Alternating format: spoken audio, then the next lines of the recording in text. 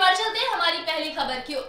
हमारी पहली खबर है, गृह मंत्री अमित शाह ने अपने पश्चिम बंगाल के 2 दिवसीय दौरे के आखिरी दिन पर कहा कि बंगाल की जनता चाहती है बदलाव। आइए जान लेते हैं इस खबर के बारे में विस्तार से। पश्चिम बंगाल के अपने 2 दिवसीय दौरे के आखिरी दिन पर केंद्रीय गृह मंत्री अमित शाह ने रविवार को बोलपुर में स्टेडियम रोड स्थित हनुमान मंदिर से बोलपुर सर्कल तक 1 किलोमीटर का रोड शो किया। वह अपने भाषण में शाह ने कहा कि राज्य के लोग बदलाव के इच्छुक हैं और वे राजनीतिक हिंसा, भ्रष्टाचार, फिरौती और बांग्लादेशी घुसपैठ से मुक्ति चाहते हैं। अमित शाह ने कहा कि भाजपा यहां से जीतेगी तो बंगाल की मिट्टी से ही अगला मुख्यमंत्री होगा। शाह ने वादा किया कि अगर भाजपा सत्ता में आई तो वह राज्य की पुरानी प्रतिष्ठा बहाल करेगी, जब इसे सोनार बांग्ला कहा जाता था। उन्होंने कहा, मैंने अपने जीवन में कई रोड शो में हिस्सा लिया और उनका आयोजन किया, लेकिन ऐसा रोड शो नहीं देखा। यह लोगों के ममता बनर्जी सरकार के खिलाफ गुस्से को प्रदर्शित करता है। बोलपुर में रोड शो में गृह मंत्री ने कहा, राज्य विकास के रास्ते से भटक गया है और बंगाल के लोगों में गुस्सा है। उन्होंने कहा, कानून व्यवस्था की स्थिति खराब है। वहीं उनके भाषण की प्रमुख बातें बता दें, बंगाल के लोग राजनीतिक हिंसा, भ्रष्टाचार, फिरौती और बांग्लादेशी घुसपैठ से मुक्ति चाहते हैं, ऐसा कहा उन्होंने। भाजपा सत्ता में आई तो वो बंगाल को सोनार बांग्ला बना देंगे। हिंसा से नहीं थमेगी भाजपा की गति, हिंसा का जवाब लोकतांत्रिक तरीकों से देंगे। इसी के साथ ही चलिए बढ़ चलते हैं हमारी अगली खबर की ओर। हमारी अगली खबर है, स्वास्थ्य मंत्रालय ने आज बैठक बुलाई है, आपात बैठक बुलाई है। आइए जान लेते हैं इस खबर के बारे में विस्तार से। ब्रिटेन में कोरोना विषाणु के नए प्रकार की पहचान होने के बीच इस पर चर्चा के लिए केंद्रीय स्वास्थ्य मंत्रालय ने सोमवार को संयुक्त निगरानी समूह की आपात बैठक बुलाई है। माना जा रहा है कि कोरोना वायरस का नया प्रकार ब्रिटेन में संक्रमण को तेजी से फैलाने के लिए जिम्मेदार है। ब्रिटेन की सरकार द्वारा वायरस के नए प्रकार के नियंत्रण से बाहर होने की चेतावनी जारी करने के बाद यूरोपीय यूनियन के कई देशों ने ब्रिटेन से आने वाली उड़ानों पर रोक लगा दी है। वहीं ब्रिटेन ने भी रविवार से सख्त लॉकडाउन लागू कर दिया है। एक सूत्र ने बताया कि ब्रिटेन में कोरोना वायरस के नए प्रकार के चलते इस पर चर्चा के लिए स्वास्थ्य सेवा महानिदेशक की अध्यक्षता में सोमवार को संयुक्त निगरानी समूह की बैठक होगी। भारत में विश्व स्वास्थ्य संगठन के प्रतिनिधि डॉक्टर रॉड्रिको एच ऑफ्रिन भी बैठक में शामिल हो सकते हैं, जो कि जेएमजी के सदस्य हैं। इसी के साथ ही चलिए बढ़ चलते हैं हमारी अगली खबर की ओर। हमारी अगली खबर है, हिमाचल में जबरन धर्मांतरण करने पर पारित कानून लागू। आइए जानते हैं इस खबर के बारे में विस्तार से। भाजपा शासित हिमाचल प्रदेश में जबरन या बहला फुसलाकर धर्मांतरण या धर्मांतरण के एकमात्र उद्देश्य से शादी के खिलाफ एक अधिक कठोर कानून लागू हो गया है, जिसमें उल्लंघनकर्ताओं के लिए 7 साल तक की सजा का प्रावधान है। यह कानून साल भर से भी ज्यादा समय पहले हिमाचल विधानसभा द्वारा पारित किया गया था, लेकिन गृह विभाग ने इसे शुक्रवार को अधिसूचित किया। यह 2006 के कानून की जगह लेगा, जिसे विधानसभा ने निरस्त कर दिया गया है। प्रधानमंत्री नरेंद्र मोदी रविवार को दिल्ली के गुरुद्वारा रकाबगंज में मत्था टेकते हुए दिखाई दिए। इसी के साथ ही चलिए बढ़ चलते हैं हमारी अगली खबर की ओर। हमारी अगली खबर है, नेपाल संसद भंग, मध्यावधि चुनाव की घोषणा। आइए चर्चा करते हैं इस खबर के बारे में विस्तार से। नेपाल के प्रधानमंत्री केपी शर्मा ओली ने रविवार को अपने राजनीतिक प्रतिद्वंदियों को चौंकाते हुए रविवार को संसद भंग करने की सिफारिश कर दी और इसे राष्ट्रपति की मंजूरी भी मिल गई। राष्ट्रपति ने देश में अप्रैल-मई में मध्यावधि आम चुनाव कराए जाने की घोषणा की है। ओली और पूर्व प्रधानमंत्री पुष्प कमल दहल प्रचंड के बीच सत्ता के लिए लंबे समय से चल रहे संघर्ष के बीच यह विवादास्पद कदम सामने आया है। यह कदम ऐसे समय में उठाया गया है कि जब सत्तारूढ़ दल नेपाल कम्युनिस्ट पार्टी में आंतरिक कलह चरम पर है।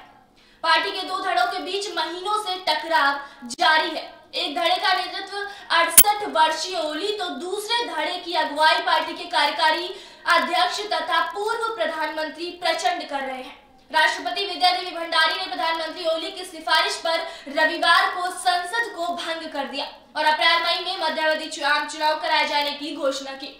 इससे पूर्व सत्तारूढ़ नेपाल कम्युनिस्ट पार्टी की स्थायी समिति के एक वरिष्ठ सदस्य ने काठमांडू में मीडिया को जानकारी दी कि ओली की अध्यक्षता में हुई मंत्रिमंडल की आपात बैठक में राष्ट्रपति से संसद की प्रतिनिधि की मांग है। इसी के साथ ही चलिए बढ़ चलते हैं हमारी अगली खबर की। हमारी अगली खबर है, किसानों ने 24 घंटे की भूख हड़ताल का ऐलान किया। आइए जान लेते हैं इस खबर के बारे में विस्तार से। किसानों ने ऐलान किया है कि वे सोमवार को 1 दिवसीय भूख हड़ताल करेंगे। इसके साथ ही 25 से 27 दिसंबर तक हरियाणा में राजमार्गों पर टोल वसूली को भी मुफ्त करेंगे। इसके अलावा भारतीय किसान यूनियन के नेता राकेश टिकैत ने लोगों से 23 दिसंबर किसान दिवस के मौके पर दोपहर का भोजन नहीं करने की अपील की है। उधर गृह मंत्री अमित शाह ने रविवार को बंगाल के दौरे के दौरान कहा कि कृषि मंत्री नरेंद्र तोमर 1-2 दिन में किसान संगठनों से मिलेंगे। इधर केंद्र सरकार ने किसानों को वार्ता के लिए आमंत्रित करते हुए उनको इसकी तिथि तय करने को कहा है। स्वराज इंडिया के प्रमुख योगेंद्र यादव ने सिंधु बॉर्डर पर कहा, सोमवार को सभी प्रदर्शन स्थलों पर किसान 1 दिन की क्रमिक भूख हड़ताल करेंगे। इसकी शुरुआत यहां प्रदर्शन स्थलों पर 11 सदस्यों का एक दल करेगा। उन्होंने देश भर में कृषि कानूनों का विरोध कर रहे लोगों से प्रदर्शन स्थलों पर 1 दिन की भूख हड़ताल करने का आह्वान किया। नोएडा के सेक्टर 14A में चिल्ला बॉर्डर पर जगह किसान सड़क को ही बिस्तर बनाकर सोने को मजबूर है। प्रदर्शनकारी किसानों ने सोने के लिए अस्थायी इंतजाम किया है। वहीं आपको बता दें, दिल्ली की सीमा के पास प्रदर्शन स्थल से लौटे 22 वर्षीय एक किसान ने जहरीला पदार्थ खाकर खुदकुशी कर ली। बठिंडा जिले के दवालपुरा मिर्जा गांव के निवासी गुरलाब सिंह दिल्ली बॉर्डर के पास चल रहे प्रदर्शन में शामिल थे। वहीं साथ ही आपको बता दें, कृषि कानूनों के खिलाफ प्रदर्शन कर रहे पंजाब के बड़े किसान संगठनों में से एक भारतीय किसान यूनियन ने रविवार को कहा, विदेशी दान के बारे में सवाल कर रहा है केंद्र। इसी के साथ ही चलिए बढ़ चलते हैं हमारी अगली खबर की। हमारी अगली खबर है, निर्वाचित प्रतिनिधि जम्मू कश्मीर को विकास की नई ऊंचाइयों पर ले जाएंगे। आइए जान लेते हैं इस खबर के बारे में विस्तार से। जम्मू कश्मीर में 8 चरण के डीडीसी चुनाव सफल तरीके से संपन्न होने के एक दिन बाद उपराज्यपाल मनोज सिन्हा ने रविवार को उम्मीद जताई कि जमीनी स्तर के निर्वाचित प्रतिनिधि केंद्र शासित प्रदेश को विकास की नई ऊंचाइयों पर ले जाने में मदद करेंगे। सिन्हा ने मतदाताओं, चुनावी मशीनरी और सुरक्षा एजेंसियों के अलावा राजनीतिक दलों और निर्दलीय उम्मीदवारों को लोकतंत्र के त्योहार में उनकी भागीदारी के लिए धन्यवाद देते हुए कहा कि उन्होंने स्वतंत्र और निष्पक्ष चुनाव सुनिश्चित करने का अपना वादा पूरा किया। सिन्हा ने आज संवाददाताओं से कहा, लोकतंत्र का त्योहार कल यानी शनिवार को समाप्त हुआ और मुझे उम्मीद है कि यह जम्मू कश्मीर के विकास में मील का पत्थर साबित होगा। मतदान का फीसद एक बात स्पष्ट करता है कि लोकतंत्र को मजबूत करने के लिए सभी ने उत्साहपूर्वक भाग लिया। उन्होंने कहा कि चुनौतीपूर्ण मौसम की स्थिति के बावजूद लोग चाहे युवा हो या बुजुर्ग, पुरुष हो या महिलाएं, किसान, मजदूर, पेशावर और व्यापारी, सभी लोकतंत्र में अपने विश्वास को व्यक्त करने के लिए सभी चरणों में मतदान केंद्रों पर कतारबद्ध थे। सिन्हा ने कहा, यदि हम इस चुनाव की तुलना पिछले लोकसभा चुनाव से करें तो इस बार मतदान दोगुना था और मैं इसका सीधा श्रेय प्रशासन द्वारा लोगों के साथ उनके दरवाजे पर उनकी समस्याओं को दूर करने के लिए किए गए संवाद को देता हूं। उन्होंने कहा कि उनके प्रशासन ने पंचायती राज प्रणाली के गुत्थीकरण में आ रही कमियों को दूर करने के लिए संविधान के 73वें और 74वें संशोधन को लागू करने के लिए पिछले 4 महीने में काम किया। उपराज्यपाल ने कहा, डीडीसी चुनाव पहली बार जम्मू कश्मीर में हुए। मैं सभी राजनीतिक दलों और निर्दलीय उम्मीदवारों को धन्यवाद देना चाहता हूं, जिन्होंने देश के संविधान में अपना विश्वास दोहराया और संवैधानिक परिवर्तनों को स्वीकार किया। उन्होंने कहा, चुनाव से पहले मैंने शांतिपूर्ण और स्वतंत्र और निष्पक्ष चुनाव का वादा किया था। मुझे खुशी है कि कुछ छोटी घटनाओं को छोड़कर चुनाव शांतिपूर्ण और निष्पक्ष तरीके से संपन्न हुए। उपराज्यपाल ने कहा, आने वाले दिनों में प्रत्येक जिले के विकास के लिए डीडीसी बनाए जाएंगे। निर्वाचित प्रतिनिधियों को पूरी जिम्मेदारी मिलेगी और हम जम्मू कश्मीर को विकास की नई ऊंचाइयों पर ले जाने और जमीनी स्तर पर लोकतंत्र को मजबूत करने के लिए काम करेंगे और कल्याणकारी योजनाएं हर घर तक पहुंचेंगी। उन्होंने कहा कि प्रधानमंत्री नरेंद्र मोदी 26 दिसंबर को केंद्र शासित प्रदेश में social adventure for health and telemedicine योजना की शुरुआत करेंगे। योजना पहले गरीबी रेखा से नीचे रहने वाले 30 लाख लोगों को लाभान्वित करने के लिए थी। इस योजना में 1 करोड़ से अधिक और लोगों को कवर किया जाएगा, जिससे केंद्र शासित प्रदेश को पूरी जनसंख्या इसके तहत आ जाएगी। इसी के साथ ही चलिए और चलते हैं हमारी अगली खबर की। हमारी अगली खबर है 5 राज्य ले सकेंगे 16,728 करोड़ रुपए अतिरिक्त कर्ज। आइए जान लेते हैं इस खबर के बारे में विस्तार से। वित्त मंत्रालय ने शनिवार को कहा कि तमिलनाडु और तेलंगाना सहित 5 राज्यों को बाजार से 16,728 करोड़ रुपए के अतिरिक्त कर्ज जुटाने की छूट दे दी गई है। इन राज्यों को वह छूट अपने यहाँ कारोबार सुगमता की शर्तें पूरी करने पर मिली है। इन राज्यों में आंध्र प्रदेश, कर्नाटक और मध्य प्रदेश भी शामिल है।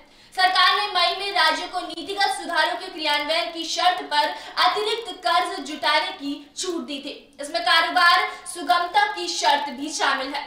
कार्य सुगमता के मामले में जिला स्तरीय उद्यम सुधार कार्य योजना का प्रथम आकलन पूरा करने की शर्त है। वित्त मंत्रालय ने बताया कि इन 5 राज्यों ने कारोबार सुगमता की शर्त को पूरा कर लिया है। इसके आधार पर उन्हें कुल मिलाकर 16,07,28 करोड़ रुपए का अतिरिक्त कर्ज जुटाने की छूट दी गई है। राजकोषीय दायित्व एवं बजट प्रबंधन अधिनियम के तहत राज्यों को अपना कर्ज अपने सकल घरेलू उत्पाद के 3% तक सीमित रखना पड़ता है। कोविड-19 के संकट को देखते हुए मई में केंद्र सरकार ने राज्यों की कर्ज की सीमा विभिन्न सुधारवादी शर्तों के साथ कुल मिलाकर 2% बढ़ाने की घोषणा की। इन शर्तों में एक देश एक राशन कार्ड, कारोबार सुगमता, नगर निकाय, सार्वजनिक सेवाओं में सुधार और बिजली क्षेत्र में सुधार शामिल है। उन्हें 15 फरवरी 2020 तक ये सुधार लागू करने होंगे, तभी उन्हें अतिरिक्त कर्ज लेने की छूट मिलेगी। प्रत्येक सुधार पर एसजीडीपी के 0.25% अतिरिक्त कर्ज की छूट है। इस तरह राज्य कुल मिलाकर 2.14 लाख करोड़ अतिरिक्त वित्तीय संसाधन जुटा सकते हैं। इसी के साथ ही चलिए बढ़ चलते हैं हमारी अगली खबर की। हमारी अगली खबर है अनंतनाग में ग्रेनेड हमले में एक जवान घायल। आइए जान लेते हैं इस खबर के बारे में विस्तार से। जम्मू कश्मीर के अनंतनाग जिले में आतंकवादियों ने रविवार को सुरक्षा बलों के एक दल पर एक ग्रेनेड फेंका, जिससे एक जवान घायल हो गया। यह जानकारी पुलिस ने दी है। पुलिस के एक अधिकारी ने बताया कि आतंकवादियों ने शाम करीब 6:50 पर जिले के अचाबल क्षेत्र में सीआरपीएफ जवानों के एक दल पर ग्रेनेड फेंका। अधिकारी ने बताया कि विस्फोट में सीआरपीएफ का एक जवान घायल हो गया। उन्होंने बताया कि इस संबंध में आगे की जानकारी की अभी प्रतीक्षा है। इसी के साथ ही चलिए बढ़ चलते हैं हमारी अगली खबर की ओर। हमारी अगली खबर है तमिलनाडु में करंट लगने से हुई एक हाथी की मौत। आइए जान लेते हैं इस खबर के बारे में विस्तार से।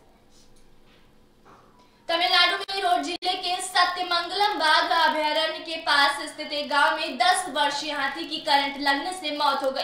वन अधिकारियों ने रविवार को यह जानकारी दी। हाथी शनिवार को थालावड़ी के पास अरुलवाड़ी गांव में एक खेत में मृत पाया गया और सूचना मिलने के बाद वन विभाग की टीम ने घटनास्थल का दौरा किया।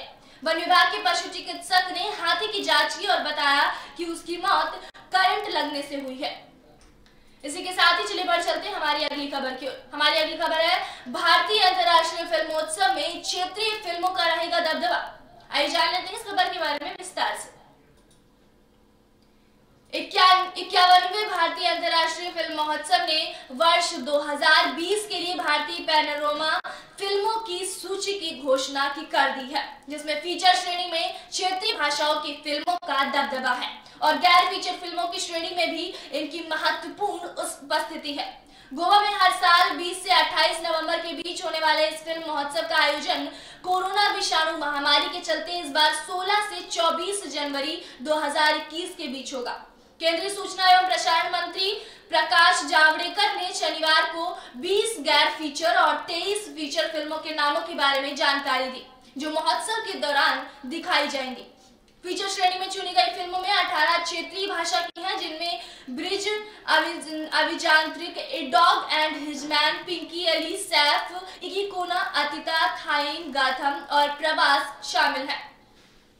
फिल्मकार लेखक जॉन मैथ्यू मथान की अध्यक्षता वाली जूरी द्वारा इन फिल्मों का चयन किया गया।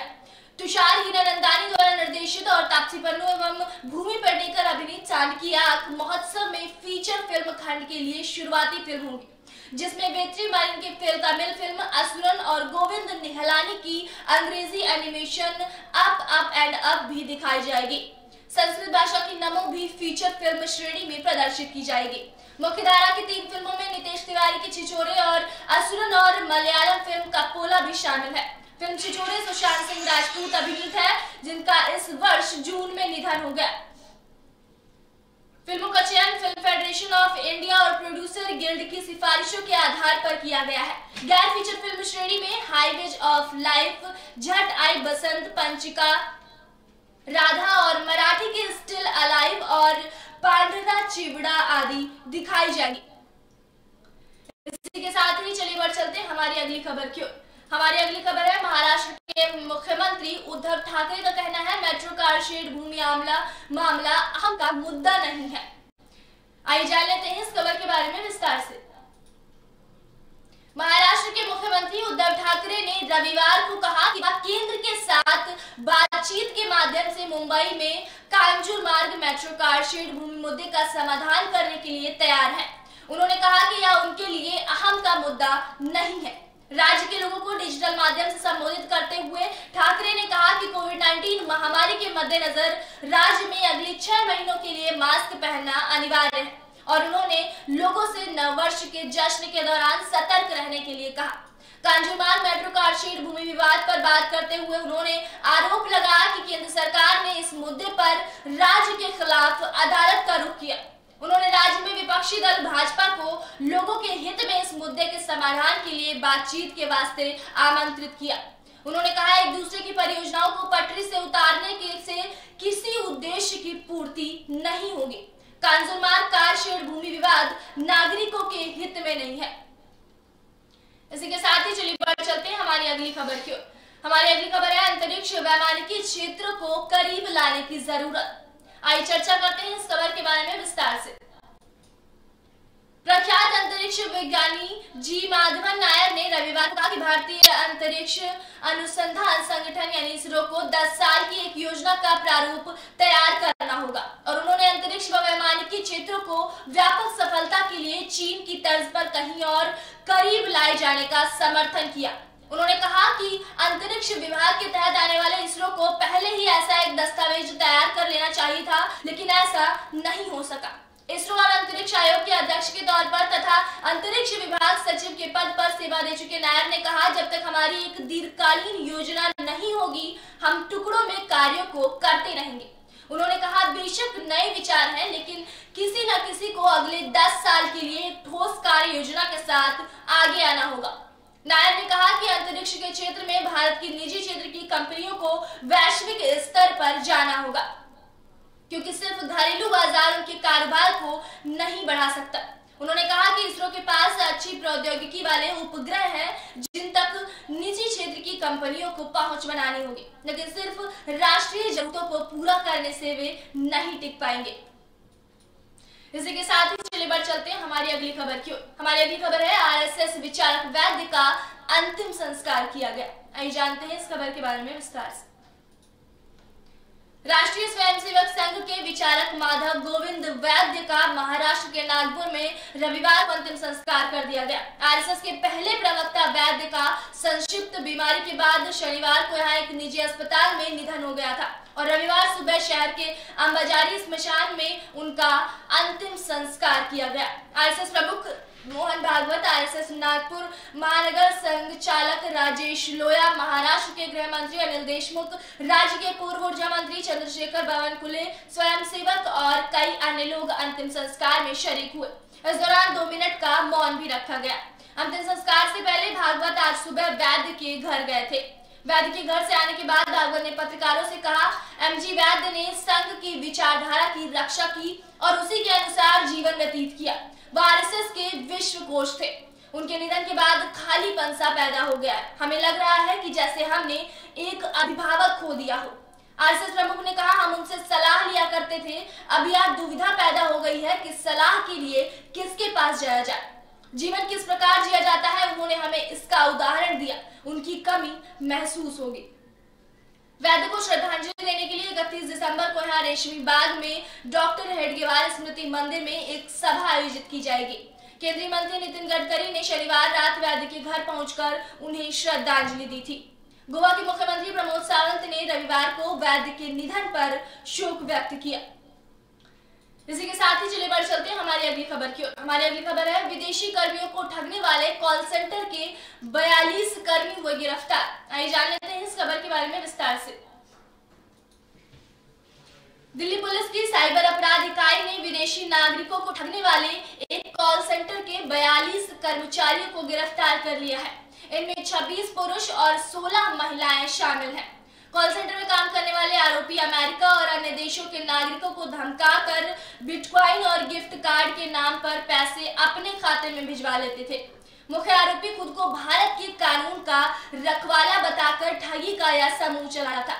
गिरफ्तार 42 लोगों में इस गिरोह के मुख्य आरोपियों में गगन, रजत, प्रशांत, लकी ये सब शामिल हैं। इनके वेतन की श्रेणी अलग अलग थी। पीरागढ़ी में गिरफ्तारी के समय इनके पास से 4,50,000 रुपए बरामद किए गए। यह रुपए नए साल पर अपने कर्मचारियों को बोनस और क्रिसमस गिफ्ट के नाम पर रखे गए थे। इनके पास से 90 डिवाइस और एक पटकथा भी बरामद हुई है। पुलिस के मुताबिक इन लोगों ने करीब 3,500 लोगों से 70 करोड़ रुपए की ठगी की है। साइबर अपराध इकाई के उपायुक्त के मुताबिक एसीपी आदित्य गौतम की टीम ने इन्हें एक सूचना पर पकड़ा है। यह लोग अपने कर्मचारियों को 20 से 25,000 रुपए प्रति महीने, 40 से 50,000 रुपए टीम लीडर को और 75,000 रुपए महीने प्रबंधक को वेतन के रूप में देते थे। 4 से 5 घंटे में यह लोग इस कॉल सेंटर से 2 से 3 आदमी को ठगी का शिकार बना देते थे। ठगी के लिए यह पटकथा तैयार रहती थी, जिसके आधार पर विदेशियों को फोन कर उनके नशे की तस्करी में शामिल होने या अन्य आपत्तिजनक धंधे में शामिल होने के नाम पर डरा धमकाकर उनसे अपने खाते में पैसे डलवाते थे। इसी के साथ ही आज की गुड मॉर्निंग भारत शो में आपके लिए इतना ही। फिलहाल देश और दुनिया की तमाम बड़ी खबरों के लिए